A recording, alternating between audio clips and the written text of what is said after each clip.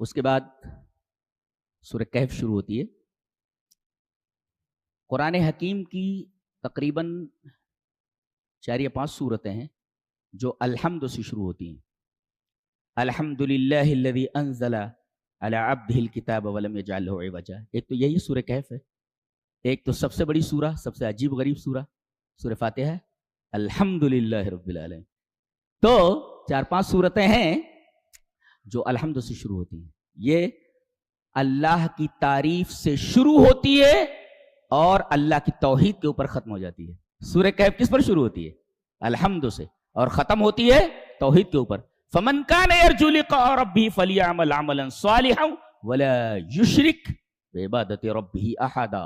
دیکھیے، حمد سے شروع ہو رہی ہے سورہ اور توحید کے اوپر ختم ہو جا رہی ہے. جی، اس کے اندر 4 قصے بیان کیے گئے ہیں. 4 قصے، اور ان 4 قصوں میں 4 فتنے ہیں. ہاں، 4 فتنے بتائے گئے. ایک قصہ ہے قصۃ اصحاب الکہف. تھوڑا رکیں. یہ 7-8 لڑکے تھے. یہ کہتے ہیں کہ 3 تھے، چوتھا ان کا کتا تھا. 4 تھے، 5واں ان کا کتا تھا. 7 تھے، 8واں ان کا کتا تھا. ایسا تھے یہ لوگ. قرآن حکیم کہتا ہے اس میں بحث مت کرو، یہ گٹھلی ہے، آم کھاؤ. گٹھلی لے کر کیا کرو گے؟ جی، 7 تھے 8 تھے، اسے کیا لینا دینا ہے؟ آم دیکھو، آم، گٹھلی مت دیکھو. جی، یہ دین کے فتنے میں مبتلا کیے گئے. جی، ان سے کہا گیا کہ یہ جو دین تم نے قبول کیا، سب بڑے گھر کے تھے، سب سینٹھوں کے لڑکے تھے یہ. جی، یہ پیسے والوں کے لڑکے تھے، ورنہ انہیں مہلت تھوڑی دی جاتی کہ آپ جا کر کے سوچو. انہیں سوچنے کا موقع دیا گیا تھا. اس کا مطلب یہ بڑے گھروں کے لڑکے تھے. جی، اس وجہ سے ان کو سوچنے کا موقع دیا گیا کہ ذرا الگ تھلگ جا کر کے سوچو. وَإِذِ اعْتَزَلْتُمُوهُمْ، ذرا کونے میں جاؤ یا الگ ہو کر کے مشورہ کر کے آؤ. چھوڑتے ہو کہ نہیں چھوڑتے ہو؟ اتنا ہی کافی تھا ان کے لیے کہ ذرا تنہائی میں جا کر کے اور سوچ کر کے آؤ. بھاگ لیے، یہ بھاگ گئے، نکل گئے، شہر کو چھوڑ دیا انہوں نے. اللہ،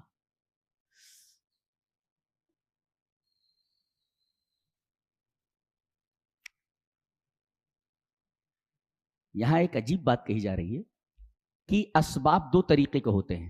جی، ایک ہوتا ہے سبب ظاہری، جی، اور ایک ہوتا ہے سبب معنوی. ایک مادی سبب ہوتا ہے، الاسباب المادیہ، مادی سبب ہوتا ہے. اور ایک ہوتا ہے اسباب المعنویہ، اسباب معنویہ ہوتے. جہاں سبب دکھائی دے وہ اسباب مادیہ، اور جہاں سبب نہ دکھائی دے وہ اسباب معنویہ ہیں. جی، سبب مادی، جب آپ سفر میں جاتے تو کھانا وغیرہ لے لیتے. جی، ان لوگوں نے بھی کھانے لے لیے زندہ رہنے کے لیے. یہ جب بھاگے تو انہوں نے تھوڑا بہت توشہ لے لیا. اب یہ توشہ جو لے کر کے بھاگے ہیں، بھاگتے وقت کتنا لیں گے؟ جی، تھوڑا بہت لے کر کے چلے اور 2-1 دن کے اندر ختم ہو گیا توشہ.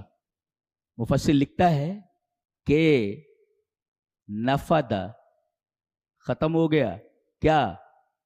لِأَنَّ زَادَهُمْ قَلِيلٌ، اس لیے کہ جو توشہ لے کر کے یہ چلے تھے وہ تو جلدی سے ختم ہو گیا. اب اس کے بعد جیسے ہی یہ مادی سبب ختم ہوا کہ بغیر کھائے زندہ نہیں رہ سکتے، یہ سبب مادی ہے. اللہ تبارک و تعالی نے اخلدوا الی نوم طویل، اللہ تبارک و تعالی نے 300 سال تک کے لیے سلا دیا. اب نہ کھانے کی ضرورت ہے نہ پینے کی ضرورت ہے. یہ سبب معنوی ہے. اللہ اکبر.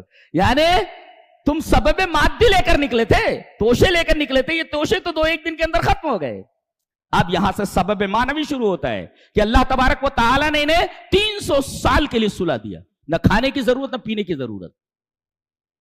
کیا ملا نقطہ یہ ملا کہ دین کے لیے اگر تم اللہ کے لیے کوئی چیز چھوڑتے ہو، کسی نے اچھا لکھا ہے، من ترک شیئا للہ عوضہ اللہ، جو آدمی اللہ کے لیے کوئی چیز چھوڑ دیتا ہے تو اللہ تبارک و تعالی اس کے عوض میں اس سے بہترین چیز عطا کرتا ہے. خیر منہ، اس سے بہترین چیز عطا کرتا ہے اللہ.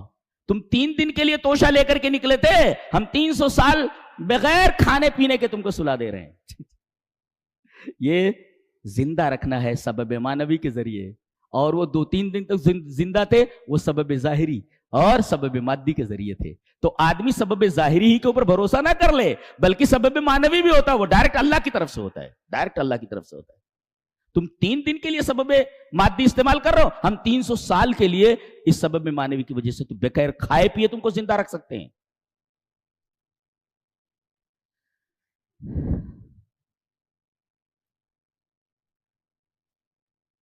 بھاگے، ایک غار تھا، اس غار میں گھس گئے.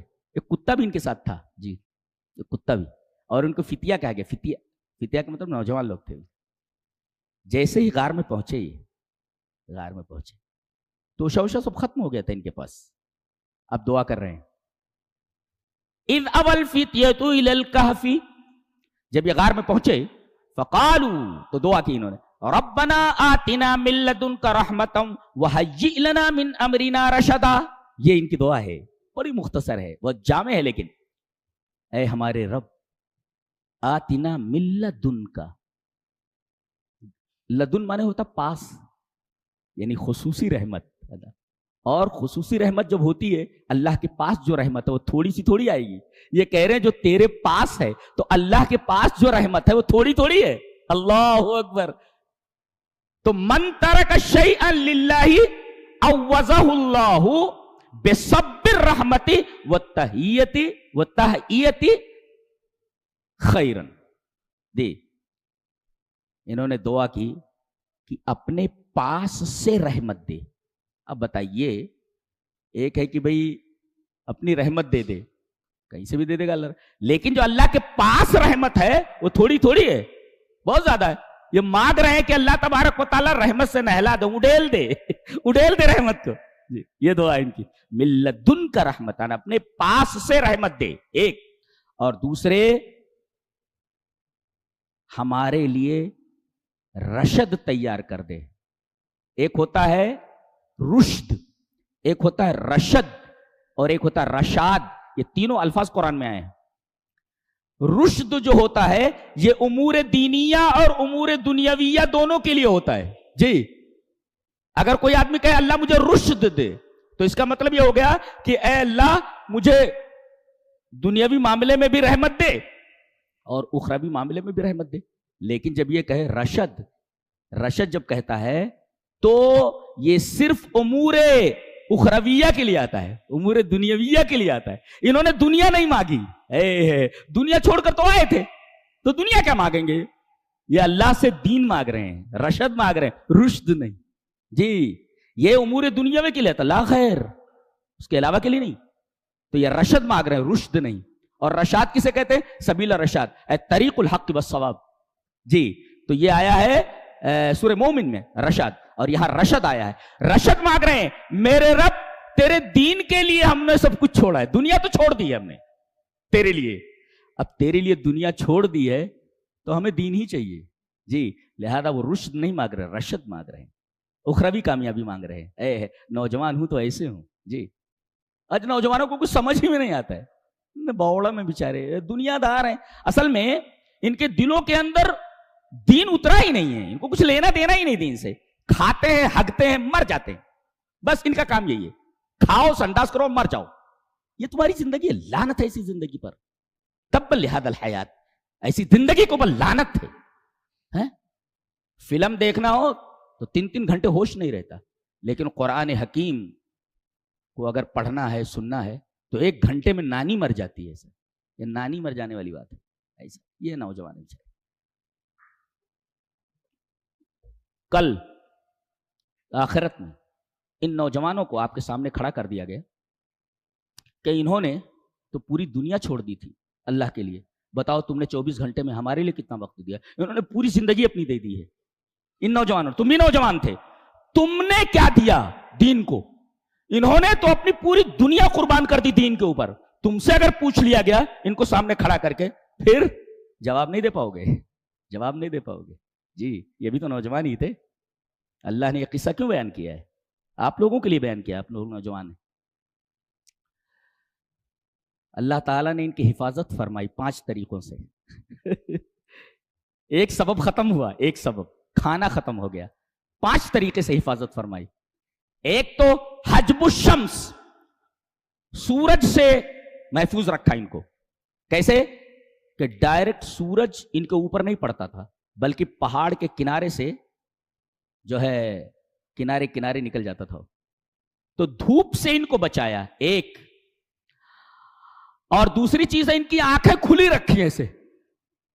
غالباً ڈاکٹروں سے پوچھو کہ یہ جو اصحاب کہف کی آنکھیں کھلی ہوئی تھی، تو آنکھیں اگر کھلی ہوئی ہوں سوتے وقت تو کیا اس سے آنکھوں کے لیے کچھ فائدہ ہے؟ یقیناً فائدہ ہے. ڈاکٹر بتائے گا کہ سوتے وقت آنکھیں اگر کھلی رکھی جائیں تو اس میں آنکھوں کے لیے فائدہ ہے یا نقصان ہے؟ یقیناً آنکھیں اس کی کھلی، اس لیے کہ اللہ فرما رہا ہے کہ یہ سوئے ہوئے تھے لیکن ایسا لگتا تھا کہ جاگ رہے ہوں، یعنی آنکھیں کھلی ہوئی ہیں ان کی. گویا آنکھوں کی حفاظت فرمایا اللہ نے. 2 اور تیسرے وَنُقَلِّبُهُمْ ذَاتَ الْيَمِينِ وَذَاتَ الشِّمَالِ، اس لیے کہ دائیں اور بائیں ہم ان کو کروٹ دے رہے تھے. اس لیے کہ زمین کی خصوصیت ہے کہ اگر کوئی جسم وہاں پر بڑی دیر تک پڑا رہے تو زمین اس کو کھانے لگتی ہے. جی تو اللہ ان کے کروٹ بدل رہا تھا تاکہ جسم کی حفاظت ہو. اور تیسرے کتا وہ غار کے دروازے پر تھا، 300 سال تک یہ سوتے رہے. اللہ تبارک و تعالیٰ نے اس کو بھی نشانی بنا دیا، کتے کو. اس لیے اچھے لوگوں کی صحبت اختیار کرو. کتے کو بھی اللہ نے نشانی بنا دیا، 300 سال تک وہ بھی سوتا رہا ہو اور دروازے کے اوپر پڑا ہوا تھا. باسط ذراعیہ بالوسید، چوکھٹ کے اوپر غار کے اپنے دونوں ہاتھوں کو پھیلائے ہوئے سو رہا تھا وہ. اور کتے کو دیکھ کر کے ویسے بھی دور سے آدمی دیکھتا بھاگتا ہے. جی اللہ نے کتے کے ذریعے ان کی حفاظت فرمائی. جی اور 5ویں اللہ تبارک و تعالی نے ایسا ماحول پیدا کر رکھا تھا، وہاں کریٹ کر دیا تھا، اتنا باروب ماحول تھا، اتنا سنسری خیز کہ کوئی پہنچتا تھا تو بڑے دل گردے والا آدمی بھی وہ ماحول دیکھ کر کے فوراً بھاگ لیتا تھا. اللہ نے فرمایا یہ ماحول ایسا پیدا کر دیا گیا تھا وہاں پہ کہ کوئی آدمی بڑے دل گردے والا بھی وہاں پہنچتا. لَبِطَّلَعْتَ عَلَيْهِمْ، اگر آپ کو ان کے اوپر اطلاع ہو جاتی تو لَوَلَّيْتَ مِنْهُمْ فِرَارًا وَلَمُلِيتَ مِنْهُمْ رُعْبًا، آپ کا دل یہ بھر جاتا روب سے اور آپ بھاگ پڑتے. اللہ اکبر. یہ ہے دین کا فتنہ. ان سے کہا گیا تھا دین چھوڑ دو، انہوں نے دنیا چھوڑ دی مگر دین نہیں چھوڑا. جی تو دین کے فتنے میں مبتلا ہو جاؤ تو دین کو لے لو، دنیا اگر جا رہی ہے تو جانے دو، اس لیے کہ دنیا کس کے ساتھ رہی ہے؟ جی جان دو، لیکن دین تو یہ آخرت تک جانے والا ہے. جی اس کے بعد کہا گیا 7 تھے وغیرہ وغیرہ. اللہ تبارک تعالیٰ نے روکا، فلا تمہاری فیہم الا میراء ظاہرا، خامخواہ کی بحث مت کرو، میرائے ظاہر ہونا چاہیے. میرائے ظاہر کس کو کہتے ہیں؟ ما کان بعلم ویقین وفائدتها والفائدۃ فیہ مرجوہ. میران ظاہر کس کو بولتے ہیں؟ میران ظاہر کہتے ہیں جو یقین اور علم کے ساتھ ہو اور اس میں فائدے کی امید ہو. بیکار پہ بحث کر رہا ہوں، اس میں فائدے کی کیا امید ہے؟ 7 تھے 8 تھے، اس سے کیا لینا دینا ہے؟ تو فلا تمہاری فیہم الا میراء ظاہرا، میرا ظاہر ہے ہی نہیں نا. جی اس کے بعد دوسرا فتنہ، یہ صاحب الجنتین کا ہے. یہ 2 باغ والا آدمی تھا. جی اس کا ایک دوست تھا، مسلمان تھا، یہ کافر تھا. اس کے 2 باغ تھے. باغ بہت شاندار تھا، تفصیل ہے اس کی کتنا شاندار باغ تھا. یہ دوست غریب جو ہے مسلمان اس کے ساتھ آیا باغ میں. چل اپنا فارم ہاؤس دکھاتا ہوں، اپنا باغ دکھاتا ہوں. چلو چلو. اس کے بعد باتیں کرنے لگا، بولے میں نے یہ بنایا ہے، میں نے. اللہ کہتا ہے کیا قیامت کی بات کرتا ہے تو؟ وما ظن الساعۃ قائمہ، میں نہیں سمجھتا کہ قیامت آنے والی. دیکھو یہ بول رہا ہے یہ میں مروں گا ہی نہیں، قیامت کہاں آنے والی ہے؟ دیکھو یہ مال کے فتنے میں، پہلا فتنہ تھا دین کا، یہ دوسرا فتنہ مال کا ہے. جی مال کے فتنے میں آدمی اس طرح مبتلا ہو جائے کہ آخرت کو بھول جائے، خطرناک ہے یہ مال کا فتنہ ہے. اللہ کے رسول نے فرمایا ہر امت کا ایک فتنہ ہے اور میری امت کا فتنہ مال ہے. اگر آپ کو یہ فتنہ دیکھنا تو باہر نکل کر کے دیکھو، نہ تراویح ہے نہ نماز ہے، باقی بس ہوٹل کھلے ہوئے ہیں. ارے پیٹ میں کتنا بھرے گا بھائی؟ اس پیٹ کے جہنم کو کب تک بھرے گا؟ بے وقوف کہیں کے، نالائق کہیں کے، کتنا بھرے گا اس کو؟ کھاتا 1 روٹی ہے اور اس کے لیے سب کچھ چھوڑ کر کے بیٹھا ہے. بڑے بڑے ہوٹلس ہیں، ان کو دیکھ کر کے افسوس ہوتا ہے، ترس آتا ہے ان کے اوپر کہ یہ کیسے ہیں، ان میں اور جانوروں میں فرق کیا ہے؟ جانور ہیں یہ، وہ بھی کھانے پینے کے ارد گرد گھومتا رہتا ہے، یہ بھی ان کا محور زندگی بھی وہی ہے، کھانا پینا سو جانا مر جانا بس یہ. اب یہ سمجھا رہا ہے، کہہ رہا آخرت کا انکار کر رہا ہے تو. ارے بولے تجھے کیا معلوم؟ بولے پھر اس کا باغ تباہ ہو جاتا ہے، اس کا اللہ تعالیٰ اس کے باغ کو تباہ کر دیتا ہے. تو یہ پوری تفصیل آپ پڑھ لیں جی. تو یہ ہے مال کا فتنہ. اور تیسرے اب علم کا فتنہ آ رہا ہے. حضرت موسیٰ علیہ السلام نے ایک دفعہ تقریر فرمائی.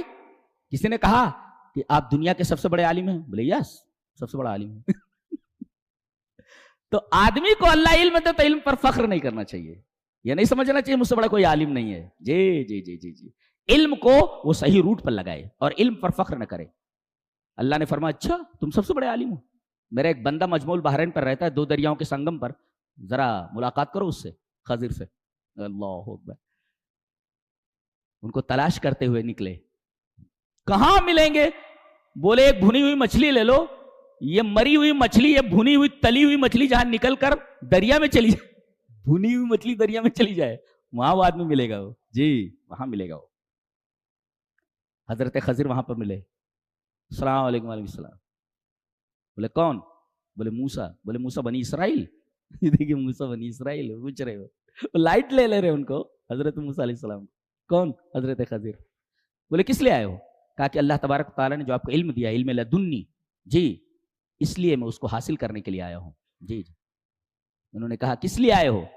فوجدا عبدا من عبادنا آتیناہ رحمتا من عندنا وعلمناہ من لدنا علما.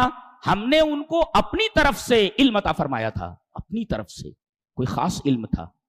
کون خاص علم تھا؟ حضرت موسیٰ دیکھتے تھے کہ یہ دیوار ہے، لیکن حضرت خضر دیکھتے تھے کہ اس دیوار کے نیچے خزانہ گڑا ہوا ہے. جی آدمی نیچے دیکھ لے ظاہر، یہ ہم دروازہ دیکھ رہے ہیں، بند ہے دروازہ، دروازے پر ہماری نگاہ ہے. یہ علم ہے موسیٰ کا. اور دروازے کے پیچھے کیا ہے یہ دیکھ لینا، یہ علم ہے حضرت خضر کا. جی حضرت خضر کا علم ہے. کہا کہ میرے ساتھ رہ کر صبر نہیں کر پاؤ گے؟ کہا کہ کروں گا کروں گا. اچھا ادب دیکھو، ایک استاذ کے پاس جب کوئی شاگرد جاتا ہے تو ادب دیکھو.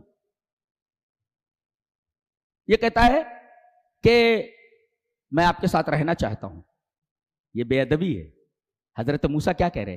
حل اتبعک، کیا میں آپ کے ساتھ رہ سکتا ہوں؟ دیکھیں اتنا بڑا نبی ہے، اب ان کو استاد بنانے جا رہا ہے. تو جیسے ایک شاگرد ایک استاذ کے سامنے ادب سے بات کرتا ہے، حضرت موسیٰ علیہ السلام ادب سے بات کر رہے ہیں. ایسا نہیں کہا انہوں نے میں آپ کے ساتھ رہنا چاہتا ہوں، نو، کہا حل اتبعک، کیا میں آپ کے ساتھ رہ سکتا ہوں؟ ادب سکھایا گیا کہ ایک طالب علم کو ایک استاذ کے سامنے کیسے رہنا چاہیے، کیسے بیٹھنا چاہیے. ادب ملحوظ رہے علم حاصل کرنے کے لیے. اس سے علم کے مقام کا پتہ معلوم ہوا کہ علم کتنی بڑی چیز ہے کہ ایک نبی کے سامنے اس کو استاد مان رہا ہے اور ادب سے بول رہا ہے. کس لیے؟ علم سیکھنے کے لیے. اور علم کا مقام یہ کہ ایک نبی علم کو سیکھنے کے لیے دوسری جگہ جا رہا ہے. جی اپنی جگہ سے دوسری جگہ جا رہا ہے. اور ایک نقطہ یہ بھی معلوم ہوا کہ گھر میں بیٹھ کر علم نہیں آتا، علم کے لیے سفر کرنا پڑتا ہے. جی تکان اٹھانی پڑتی ہے. جی یہ ہے. کہا کہ ٹھیک ہے لیکن صبر ضروری ہے، جو کروں گا اس پر بولنا نہیں ہے تمہیں. کہا کہ ٹھیک ہے نہیں بولوں گا. اب ایک کشتی پر بیٹھے، اس پار سے اس پار جانا ہے. جیسے ہی بیچ دریا میں کشتی پہنچی اس کے تختے اکھاڑنے لگے.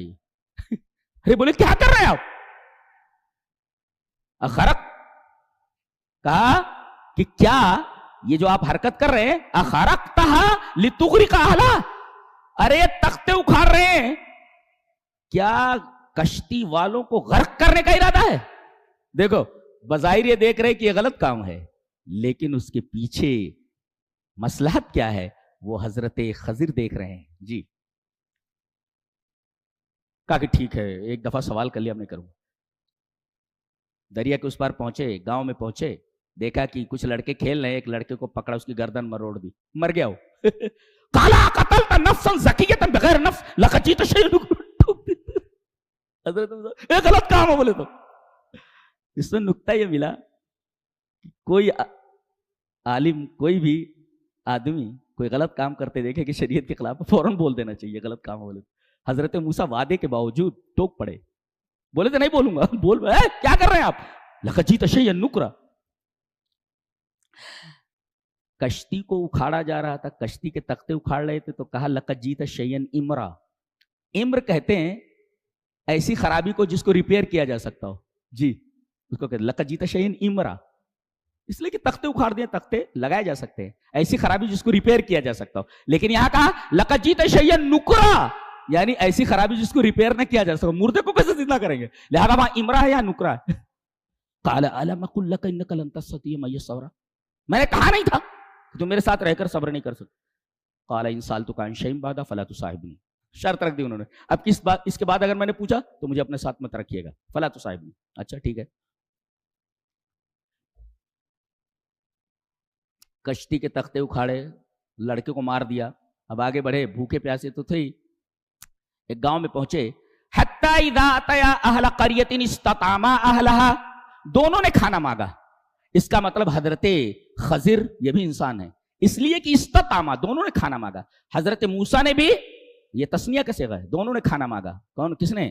خضر نے بھی مانگا اور حضرت موسیٰ نے. اس کا مطلب دونوں انسان ہیں.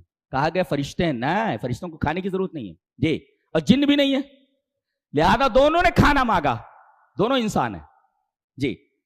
لیکن اتنے بخیل تھے گاؤں والے، کہا کہ نہیں کھانا نہیں دیتے. جب رات بھر بھوکے پڑے رہے.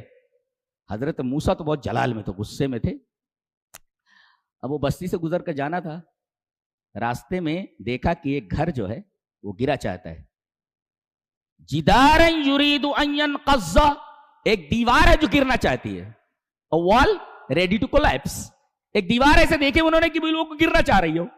حضرت خضر نے، اللہ نے جو طاقت دی تھی لگا کر کے اس کو سیدھا کر دیا. حضرت موسیٰ علیہ السلام غصے میں تو تھے ہی، کہنے لگے آپ نے کیوں سیدھا کیا؟ قال لو شئت لاتخذت علی اجرا، اگر آپ چاہتے تو پیسے لے لیتے تھے. پیسے لے لیتے تھے. قال لو شئت لاتخذت علی اجرا، پیسے لے لیتے تھے، فری میں آپ نے کیوں کام کیا؟ قال هذا فراق بینی و بینک، میرے ساتھ نہیں رہ سکتے آپ. اللہ اکبر. کیا بتایا؟ یہ گئے تھے داخلہ لینے حضرت خضر کے اسکول میں. کیا علم حاصل کیا؟ ارے علم کیا حاصل ہوتے، ان کے اسکول میں داخلہ ہی نہیں ہوا. انہوں نے کہا تھا میں سب سے بڑا عالم ہوں، ارے اس اسکول میں داخلہ ہی نہیں ہوا، اسی یونیورسٹی میں. یہ حضرت خضر کی یونیورسٹی ہے. اللہ نے فرمایا نہیں تھا کہ تم کہتے ہو سب سے بڑے عالم ہو، میرے بندے سے ملو، معلوم ہو جاتا. کہتا ٹھیک ہے جا رہے ہو تو تینوں کا مطلب سمجھتے جاؤ. یہ غریب لوگوں کی کشتی تھی جس کے میں نے تختے اکھاڑے تھے. تم تو دیکھ رہے تھے کہ میں تختے اکھاڑ رہا ہوں، آگے ایک بادشاہ ہے، اچھی کشتی دیکھتا ہے نا اسے جبرن لے لیتا ہے. یہ غریب لوگوں کی ہے، ان کے ہاتھ سے ایک کشتی چلی جاتی، بھوکے مر جاتے تھے. تو آپ صرف کشتی کے تختے اکھاڑتے ہوئے دیکھ رہے ہیں. آپ میں دیکھ رہا ہوں آگے کہ بادشاہ اس کشتی کو لے لیتا تھا. جو کشتی ٹوٹی پھوٹی ہوتی تھی اس کو اگنور کر دیتا تھا یہ سب. اور یہ جو بچے کی میں نے منڈی مروڑ دی، اس کو ختم کر دیا. جانتے ہو کیوں؟ اس لیے کہ اس کے جو ماں باپ ہیں یہ ایمان والے ہیں اور یہ کافر تھا. یہ آگے چل کر کے اپنے ماں باپ کے ایمان کے لیے خطرہ ہو جاتا تھا، لہذا میں نے اس کی گردن مروڑ دی. پتہ یہ چلا کہ ایمان کو بچانے کے لیے بیٹے کی قربانی بھی دی جا سکتی ہے. بیٹا چلا جائے مگر دین ہاتھ سے نہ جائے جی. فَأَرَدْنَا أَيُبْدِلَهُمَا رَبُّهُمَا خَيْرًا مِنْهُ زَكَاةً وَأَقْرَبَ رُحْمًا. اور اس کے بعد کہا گیا یہ جدار، یہ وال جو میں نے سیدھی کی، لِغُلَامَيْنِ یتیمین، یہ اس شہر کے، اس گاؤں کے 2 یتیم بچوں کی ہے. وَكَانَ تَحْتَهُ كَنْزٌ لَهُمَا، اس دیوار کے نیچے خزانہ گاڑ رکھا ہے اس کے باپ نے اور مر گیا ہے وہ. وَكَانَ أَبُوهُمَا صَالِحًا، ان دونوں کا باپ نیک تھا. پتہ یہ چلا نیکیاں نسلوں میں متوارث ہوتی ہیں جی. باپ اگر نیک ہے تو اس کی نیکی کا فائدہ اس کے بچوں کو پہنچتا ہے اس کے مرنے کے بعد. اللہ اکبر. بیٹے مرنے کے بعد اس کے لیے دعا کریں تو بیٹوں کی دعا کا فائدہ اس کو پہنچتا ہے، اور باپ جو نیک تھا اس کے مرنے کے بعد اس کی نیکی کا فائدہ اس کے بچوں کو ملتا ہے. اللہ اکبر. اس طریقے سے نیکیاں متبادل ہوتی ہیں، نیکیاں متوارث ہوتی ہیں، نسلوں میں منتقل ہوتی ہیں نیکیاں. آج لوگ کیا کرتے ہیں؟ اپنی بیٹی کے لیے، اپنے بیٹوں کے لیے بینک بیلنس کرتے ہیں. کائے کو بینک بیلنس کر رہا ہے؟ بیٹا اگر خراب نکل گیا، بیٹی اگر خراب نکل گئی، برسوں کی تیری کمائی 2 منٹ میں اڑا دیں گے. لہذا نیک بن. یہ نیکیاں نسلوں میں متوارث ہوتی ہیں. اللہ تبارک تعالیٰ نے اسی نیکی کی وجہ سے ان کے مال کی حفاظت فرمائی. گویا نیکیوں کی وجہ سے مال کی حفاظت ہوتی ہے. مال کی حفاظت چاہتے ہو تو نیکیاں کرو، صالح بن جاؤ.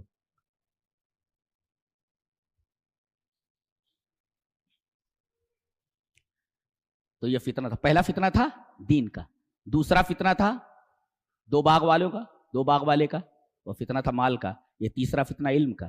اور آگے ذوالقرنین کا واقعہ بیان کیا جا رہا ہے. یہ بادشاہ تھا. یہ حکومت کا فتنہ ہے. حکومت مل جائے تو رعایا کے اوپر ظلم نہیں کرنا چاہیے. حکومت نہیں رہتی جی. اللہ کفر کے ساتھ حکومت کو باقی رکھ سکتا ہے، شرک کے ساتھ باقی رکھ سکتا ہے، مگر ظلم کے ساتھ باقی نہیں رکھ سکتا. جی جی. انصاف جہاں ہوتا ہے، امریکہ میں دیکھو، لندن میں دیکھو، انصاف آپ دیکھنا چاہتے ہیں؟ جی اللہ اکبر. ایک بچے کو پیٹتے ہوئے کچھ لوگ لائے، پولیس کے ہاتھوں میں دے دیا. دکاندار نے کہا اس لڑکے نے میرے شاپ کے اندر، میری دکان کے اندر چوری کی ہے. پولیس نے بھی بہت مارا اس کو، اور اس کے بعد اس کو جج کے سامنے پیش کیا. یہ حقیقت ہے یہ، جی یہ امریکہ یا لندن کا واقعہ ہے. جج کے سامنے پیش کیا گیا. اس بچے سے جج نے پوچھا کہ تم نے کیا چوری کی ہے اس کی دکان سے؟ بولے میں نے بریڈ چوری کی. کہا کہ بریڈ کی وجہ سے اتنا مارا گیا تجھے؟ کہا کہ ہاں. کہا کہ تیرے پاس پیسے نہیں تھے؟ بولے نہیں میرے پاس پیسے. تو گھر سے لے لیتا؟ بولے گھر میں کوئی نہیں ہے، میرا باپ نہیں ہے. بولے ماں ہے؟ بولے بیمار ہے. تو ماں سے لے لیتا؟ بولے سارے پیسے تو ماں کی بیماری میں لگ گئے.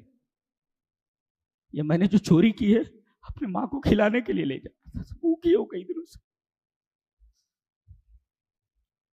جج نے جانتے کیا فیصلہ کیا؟ جج نے یہ فیصلہ کیا کہ یہاں جتنے لوگ بیٹھے ہوئے ہیں سارے کے سارے 1 پاؤنڈ نکالے. جتنے بیٹھے ہوئے ہیں یہاں سب کو حکم دیا اس نے، جج نے 1 پاؤنڈ نکالو. 1 پاؤنڈ نکال کر کے اس بچے کے ہاتھ میں تھمایا، اور اس کے بعد اس شاپ والے کے اوپر جرمانہ لگایا اس نے کہ اس کے اوپر 10,000 پاؤنڈ کا جرمانہ لگایا جاتا ہے، یہ بچے کو ادا کرے. اور پولیسوں کو بھی ڈانٹ پلائی. عدل اور انصاف جہاں رہتا ہے جی بہت طاقتور قوم ہوتی ہے وہ. حالانکہ کافر ہیں وہ جی، لیکن اسی عدل کی وجہ سے، انصاف کی وجہ سے. ابھی آپ کھڑے ہوئے ہوں کہیں، اب پولیس آ جائے تو آپ پولیس کو دیکھ کر بھاگتے ہیں، خامخواہ پولیس آپ کو پریشان کرے گی. لیکن وہاں اگر پولیس آپ کو دیکھ لے آپ کہیں کھڑے ہوئے ہیں، what can I do for you, میں آپ کے لیے کیا کر سکتا ہوں؟ وائی آر یو اسٹینڈنگ ہے، آپ یہاں کیوں کھڑے ہوئے؟ اینی تھنگ ایمس، کچھ گڑبڑ ہے کیا؟ Allah, what can I do for you, میں آپ کے لیے کیا کر سکتا ہوں؟ یہ پولیس ہے وہاں کی. وہاں پولیس کو لوگ بھاگتے نہیں، لوگ بلکہ قریب جاتے ہیں تاکہ اپنا مسئلہ ان کے سامنے رکھا کہ اس کی تکلیف میں ہے. تو عدل جہاں رہتا ہے وہاں اللہ حکومت کو باقی رکھتا ہے، اور جہاں ظلم پھیل جائے اللہ حکومت کو تباہ کر دیتا ہے. لہذا آدمی کو اگر ملک مل جائے، اقتدار مل جائے تو رعایا کا خیال رکھے، نہیں تو حکومت تباہ ہو جاتی ہے. جی لہذا ملک کا فتنہ ہے، سکندر ذوالقرنین ہیں یہ. جی اللہ تبارک و تعالیٰ نے ان کو ایسی جگہ پر پہنچا دیا. ان کے 3 سفر کا تذکرہ میں تفصیل کر چکا ہوں. ایک سفر میں یاجوج ماجوج تھے پیچھے کی طرف، یہاں متمدن آبادی تھی، وہ لوگ ایک درے کے ذریعے آتے تھے اور متمدن آبادیوں کے اوپر وہ حملہ کر دیتے تھے. انہوں نے گزارش کی کہ یہ سد بند کر دی جائے، یہ درہ بند کر دیا جائے. بند کر دیا انہوں نے جی، اپنے پیسے لگا کر کے، حکومت نے پیسے لگا کر کے وہ درہ بند کروا دیا. رعایا اگر کسی مشکل میں ہے، سڑک خراب ہے یا کوئی اور چیز ہے، حکومت کو چاہیے کہ جلد سے جلد اس کام کو ختم کرے.